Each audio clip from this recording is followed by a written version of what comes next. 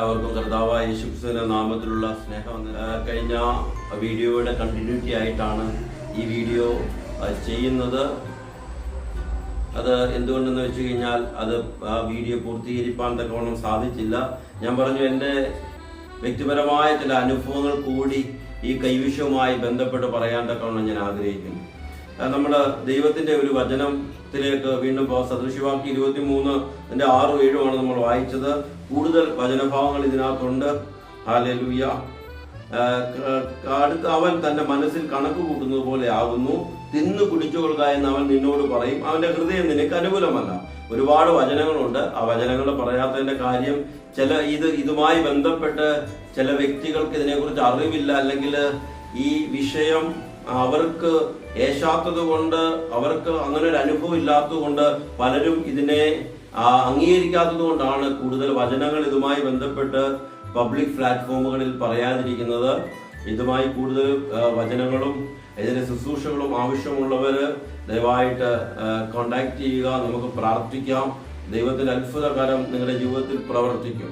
എൻ്റെ വ്യക്തിപരമായ അനുഭവം ഞാൻ പറയുന്നത്, ഞാൻ വിവാഹത്തിന് മുമ്പ് അബുദാബി എന്ന് പറയുന്ന സ്ഥലത്ത് ജോലിയോടുള്ള ബന്ധത്തിലായിരുന്നു.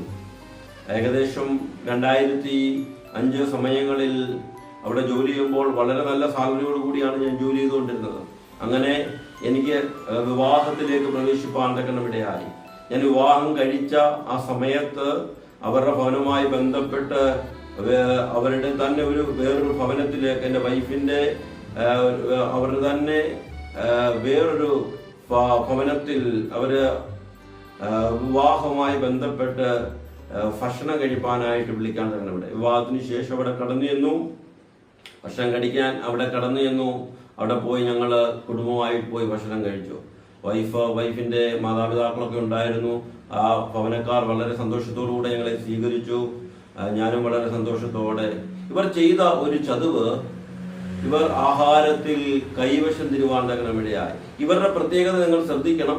ഞങ്ങൾ എല്ലാവരുമാണ് കഴിക്കാൻ പോയത്, പക്ഷേ ടാർഗറ്റ് ചെയ്ത വ്യക്തി എന്ന് വെച്ചാൽ വരുമാനമുള്ള തകർക്കേണ്ടുന്ന വ്യക്തിയെ മാത്രം ഇവർ കരുവാക്കി.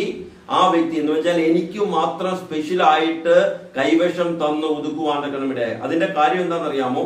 മറ്റുള്ളവരെല്ലാം കഴിച്ചു. അവർ ചോദിക്കുമ്പോൾ ഞങ്ങൾക്കാർക്കും പ്രശ്നമില്ലല്ലോ.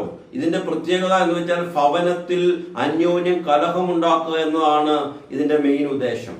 അങ്ങനെ ഈ വിഷയമൊന്നും അറിയാതെ ഞാൻ തിരിച്ച് എൻ്റെ ജോലി സ്ഥലത്തേക്ക് വിദേശത്തേക്ക് കടന്നുപോയി. അവിടെ ചെന്നതിന് ശേഷമാണ് പ്രിയപ്പെട്ടവരെ എനിക്കുണ്ടായ അനുഭവങ്ങൾ വളരെ. അന്ന് വരെ സന്തോഷത്തോടെ സഹകരിച്ചുകൊണ്ടിരുന്ന കൂട്ടുകാർ അവർ ഹല്ലേലൂയ സ്പർദ്ധയുണ്ടാക്കുവാൻ തക്കണമിടയായി. വിഷയങ്ങൾ, എനിക്ക് വയറിന് വല്ലാത്ത അസ്വസ്ഥത, ഭക്ഷണം കഴിക്കാൻ സാധിക്കുന്നില്ല. എന്തെങ്കിലും കഴിച്ചാൽ, ഒരു ഗ്ലാസ് വെള്ളം കുടിച്ചാൽ പോലും വേഗത്തിൽ ടോയ്ലറ്റിലേക്ക് കടന്നു പോകണം. നമ്മളൊന്ന് ആലോചിക്കണം. മനുഷ്യന്റെ സെക്കൻഡ് ഹാർട്ട് എന്ന് പറയുന്നത് അവന്റെ സെക്കൻഡ് തലച്ചോറ് എന്ന് പറയുന്നത് അവന്റെ ഉദരമാണെന്നാണ് പറയുന്നത്. എന്ന് വെച്ചാൽ ഉദരത്തിൽ പ്രശ്നം വന്നതുകൊണ്ട് തന്നെ എനിക്ക് ജോലി ചെയ്യാൻ സാധിക്കുന്നില്ല. കിഡ്നി സംബന്ധമായ വിഷയം. ഡോക്ടറെ കാണാൻ പോകുന്നു, സ്കാൻ ചെയ്യുന്നു. അതിനുശേഷം 3 മാസത്തിന് ശേഷം വീട്ടിലേക്ക് വീണ്ടും പണം മുടക്കി ലീവ് എടുത്ത് നാട്ടിലേക്ക് കടന്നു വന്ന് ട്രീറ്റ്മെന്റുകൾ ചെയ്യുന്നു. എന്നിട്ട് നാട്ടിൽ വരുമ്പോൾ വിഷയങ്ങൾ കുറച്ചൊക്കെ അടങ്ങും. അതിനുശേഷം വീണ്ടും ജോലി സ്ഥലത്തേക്ക് കടന്നു പോകുമ്പോൾ തൊട്ട് വീണ്ടും വലിയ പ്രശ്നങ്ങളാ. ജോലി ചെയ്യാൻ സാധിക്കുന്നില്ല.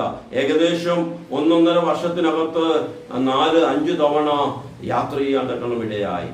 ഫ്ലൈറ്റ് ടിക്കറ്റ് സ്വന്തമായി എടുത്ത് എൻ്റെ പണമെല്ലാം ഇങ്ങനെ നഷ്ടപ്പെട്ടു പോകാൻ തക്കണമിടയായി. അതിനുശേഷം ജോലി റിസൈൻ ചെയ്ത് ഞാൻ നാട്ടിലേക്ക് കടന്നു വന്നു. ഹല്ലേലൂയ. കടന്നു വന്നതിന് ശേഷം എൻ്റെ കയ്യിലുണ്ടായിരുന്ന എല്ലാ ധനവും നഷ്ടപ്പെടുവാൻ തക്കണമിടയായി. ഞാൻ റോഡിൽ കൂടെ അലഞ്ഞു നടക്കുന്ന നിലവാരത്തിൽ പോകാനിടയായി. ആർക്കും ഇത് അറിയത്തില്ല. പ്രിയപ്പെട്ടവരെ, ഞാനൊരു പ്രസ്ഥാനത്തെയോ ഒരു വ്യക്തിയോ ഒരു സംഘടനയോ അല്ല കുറ്റപ്പെടുന്നത്. ബെന്തിക്കോസുകാരനായ പ്രാർത്ഥനയ്ക്ക് പോകുന്ന വ്യക്തിയായ എനിക്ക് ഈ വിഷയം ഉണ്ടായപ്പോൾ സഹായിപ്പാൻ ആരും ഉണ്ടാകില്ല.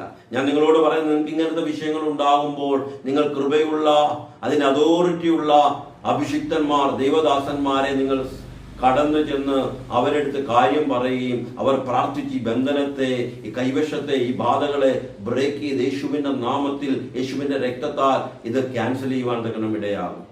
ഞാനിത് പറയുന്നതിന്റെ ഉദ്ദേശം, പബ്ലിക് പ്ലാറ്റ്ഫോമിൽ പറയുന്നതിന്റെ ഉദ്ദേശം, അനേകര് ഇതറിയാതെ തന്നെ ജീവിക്കുന്നവരുണ്ട്. അവരുടെ ജീവിതത്തിൽ ഡൈവോഴ്സിലെത്തിയ ആൾക്കാരെ എനിക്കറിയാം, ഡൈവോഴ്സ് ചെയ്തു പോയവരെ എനിക്കറിയാം. ഇതുമൂലമൊക്കെ അവരുടെ തലമുറകൾ കിടന്ന് ബുദ്ധിമുട്ടുകയാണ്. ഞാൻ എന്ത് ചെയ്യുന്നറിയാമോ? ഞാൻ പ്രാർത്ഥനയ്ക്ക് വേണ്ടി സമയങ്ങൾ വേർതിരിപ്പാൻ തക്കണമിടയായി. ഞാൻ ഇങ്ങനെയുള്ള ഒരു അഭിഷിക്തനെ കണ്ടുമുട്ടുകയും അദ്ദേഹത്തോടൊപ്പം പ്രാർത്ഥിച്ച് എന്റെ ശരീരത്തിൽ നിന്ന് ഈ ബാധ, ഈ കൈവശം ശബ്ദിച്ചു പുറത്തു പോകാൻ തക്കണമിടയായി. ഹല്ലേലൂയ. ദൈവനാമത്തിന് മഹത്വം. ഹല്ലേലൂയ. മറ്റുള്ളവന്റെ കണ്ണുകടിയെ ഉള്ള അപ്പം തിന്നരുതെന്ന് വചനം പറയുന്നു. നിങ്ങളുടെ ജീവിതത്തിൽ ഈ കൈവശവുമായി ബന്ധപ്പെട്ട് എന്തെങ്കിലും കാര്യങ്ങൾ നിങ്ങൾക്ക് തോന്നുമെങ്കിൽ നിങ്ങൾക്ക് ഈ നമ്പറിൽ കോൺടാക്ട് ചെയ്യാം. ഹല്ലേലൂയ. ഹരിപ്പാടുള്ള ചർച്ചിലേക്ക് നിങ്ങൾക്ക് കടന്നു വരാം. അവിടെ ഹല്ലേലൂയ ദൈവദാസന്മാർ നിങ്ങളെ ശുശ്രൂഷിക്കും. ഹല്ലേലൂയ. നിങ്ങൾക്ക് വേണ്ടതാവുന്ന എല്ലാ നിർദ്ദേശങ്ങളും വ്യക്തിപരമായി, ഇത് വ്യക്തിപരമായ വിഷയമാണ്. ഒരു ഹല്ലേലൂയ നിങ്ങൾ വ്യക്തിപരമായി അനുഭവിക്കുന്ന നിന്ദകളും പരിഹാസങ്ങളും വേർതിരിവുകളും കഷ്ടപ്പാടുകളും അനുഭവിക്കുന്ന വ്യക്തിക്ക് മാത്രമേ അറിയാമൂ. അതിൽ കൂടി കടന്നു വന്നുകൊണ്ടാണ് ഞാൻ സ്നേഹത്തോടെ ദൈവാത്മാവിൽ ഇത് പറയുവാൻ ഇടയായത്. നമുക്കൊരു വാക്ക് പ്രാർത്ഥിക്കാം. പരിശുദ്ധ ദൈവമേ, ഈ ശബ്ദം കേൾക്കുന്ന വ്യക്തികൾ, പ്രത്യേകാല ഈ കൈവശവാദിയുമായി ബന്ധപ്പെട്ട് വലയുന്ന കുഞ്ഞുങ്ങൾ, വലയുന്ന സഹോദരി സഹോദരന്മാർ, കുടുംബക്കാർ, ഹല്ലേലൂയ, കുടുംബ ജീവിതത്തെ തകർക്കുവാൻ, നന്മയെ കവർന്നെടുക്കുവാൻ പിശാചിക ലോകം ചെയ്ത എല്ലാ കളവുകളും അറിയാതെ ഇതിൽ പെട്ടുപോയ ഹല്ലേലൂയ പ്രിയ കുഞ്ഞുങ്ങൾ, അവർക്കായി പ്രാർത്ഥിക്കുന്നു. യേശുവിന്റെ രക്തത്താലും വചനത്താലും കർത്താവ് സമാധാനവും സന്തോഷവും അനുഗ്രഹവും നൽകി കൊടുക്കണം. ഈ ഹല്ലേലൂയ ഈ ബാധകളെല്ലാം അവരുടെ ജീവിതത്തിൽ നിന്ന് പൂർണ്ണമായി കർത്താവിന്റെ യേശുവിന്റെ രക്തത്താൽ മാറ്റുമാറാകണമേ എന്ന് പ്രാർത്ഥിക്കുന്നു. ബ്ലസ് ചെയ്യുന്നു യേശുവിന്റെ നാമത്തിൽ തന്നെ.